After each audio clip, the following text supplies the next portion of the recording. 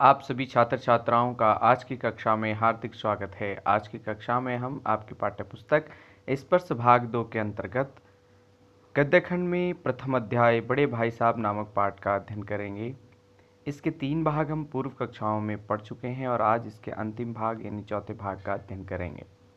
हमने देखा कि किस प्रकार से जब बड़े भाई साहब फेल हुए और छोटे भाई साहब का जो व्यवहार है वो उसमें क्या क्या परिवर्तन आए, फिर कितने एग्जाम्पलों के साथ उदाहरणों के साथ उन्होंने अपने भाई को समझाया कि एक बार पास हो जाना बहुत बड़ी बात नहीं है, जीवन में अनुभव बहुत महत्वपूर्ण है, आपका व्यवहार बहुत ही महत्वपूर्ण होना चाहिए। इसके साथ उन्होंने कई उदाहरण आपको उदाहरणों से समझाने का प्रयास किया।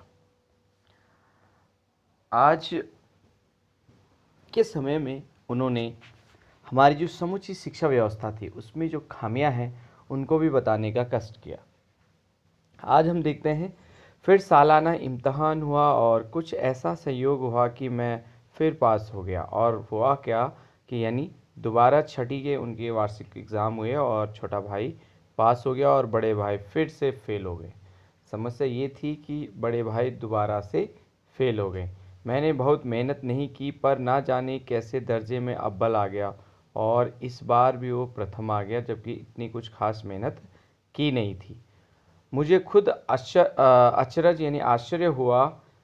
भाई साहब ने प्राणांतक परिश्रम किया, ठीक है, कोर्स का भी एक एक शब्द चाट गए थे।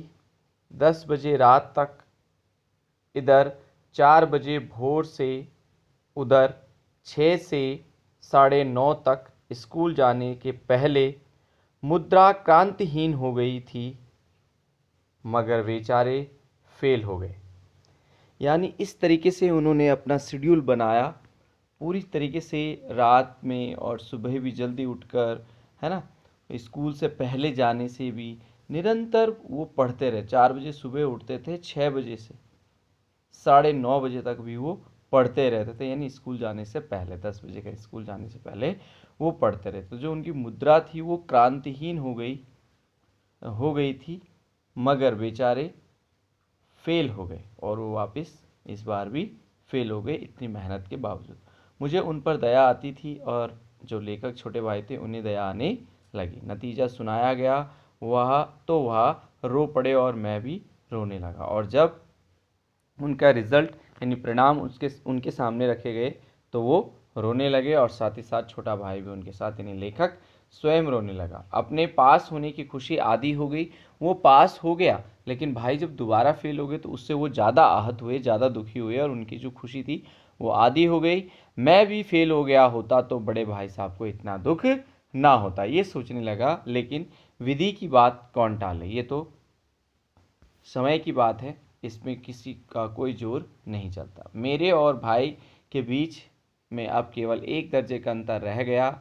मेरे मन में एक कुटिल भावना उदय हुई कि कहीं भाई साहब एक साल और फेल हो जाएं तो मैं उनके बराबर हो जाऊं, फिर वह किस आधार पर मेरी फजीयत कर सकें। कुटिल भावना मतलब उनके प्रति कटु विचार उनके अंदर आ गए, एक दुर्विचार उनके अंदर आ गया कि अगर एक बार वो फिर फेल हो जाए और ये पास हो जाए तो क्या हो जाएगा, बराबर हो जाएगा। और जो जिस आधार पर वो मेरी फजीयत यानी अपमान करते हैं वो आधार वो खो देंगे। लेकिन मैंने इस विचार को दिल से बलपूर्वक निकाल डाला और फिर भी, क्योंकि मैंने इस विचार को, ये कुटिल विचार को अपने दिल से हटा दिया कि ये सही नहीं है, गलत है, और उन्होंने बलपूर्वक उसको प्रयत्न किया और ऐसी दुर्विचार को हटा दिया। आखिर वह मुझे मेरे हित के विचार से ही तो डांटते हैं। और अब बड़े भाई इतना होशियार हो चुका था कि उसे इस बात का अनुमान लग गया कि बड़े भाई जो भी उसको फजीयत करते हैं यानी उसे डांटते हैं, अपमानित करते हैं,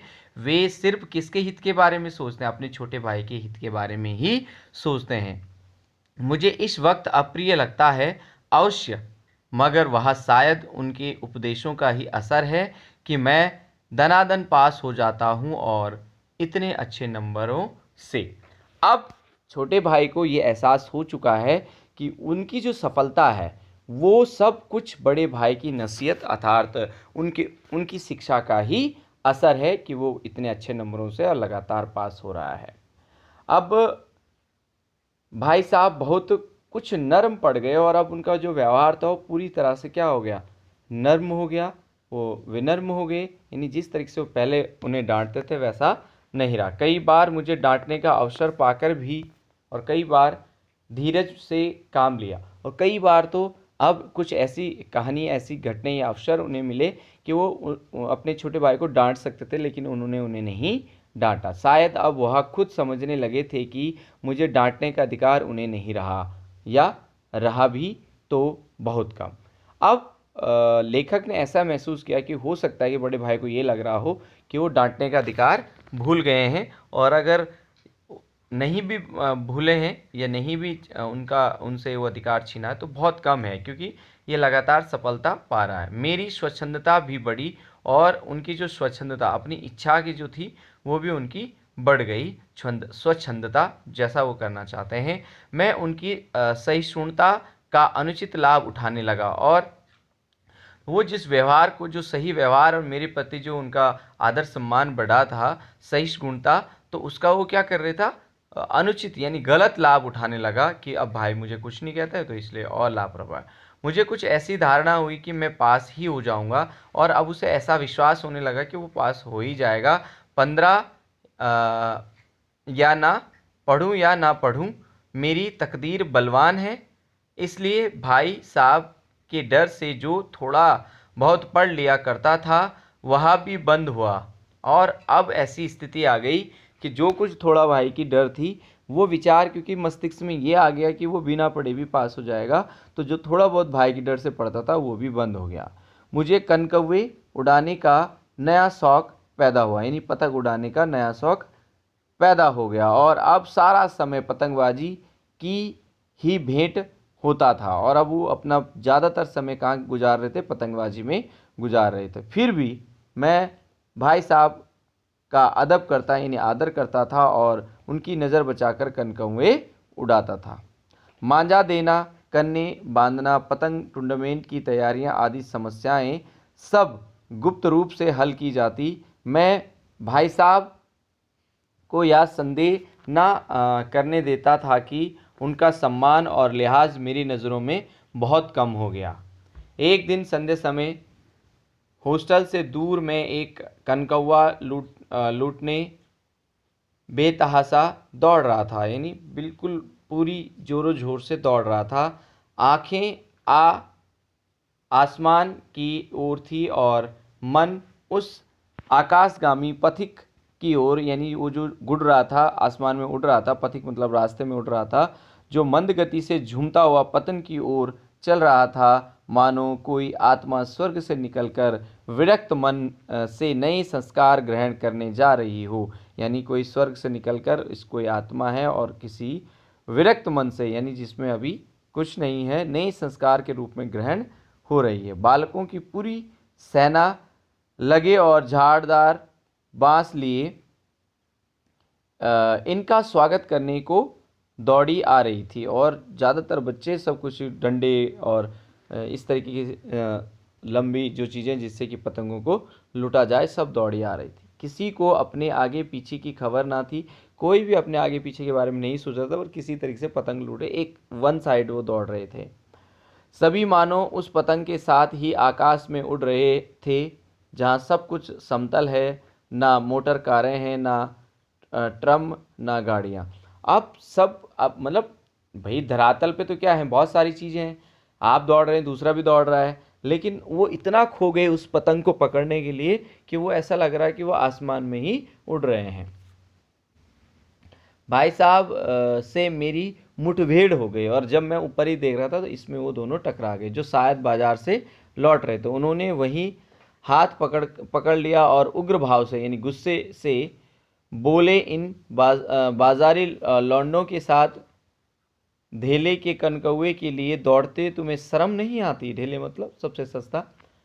तुम्हें इसका भी कुछ लिहाज नहीं कि अब नीची जमात में नहीं हो बल्कि 8वीं जमात में आ गए हो और मुझसे केवल एक दर्जा नीचे हो। आखिर आदमी को कुछ तो अपनी पोजीशन का ख्याल रखना चाहिए। यानी अब वो इस तरीके से समझाते हैं कि देखो अब तुम बड़े हो गए, तुम मेरे से सिर्फ एक क्लास छोटे हो और अब तुम्हें अपनी सी नीचे वाली क्लास के बच्चों के साथ इस तरीके से नहीं जोड़ना चाहिए, तुम्हें अपनी कक्षा का ख्याल तो रखना चाहिए कि तुम बड़े हो। एक ज़माना था कि लोग 8वां दर्जा पास करके नायब तहसीलदार हो जाते। नायब तहसीलदार आप सभी जानते होंगे, कलेक्टर जो होते हैं हमारे, ठीक है।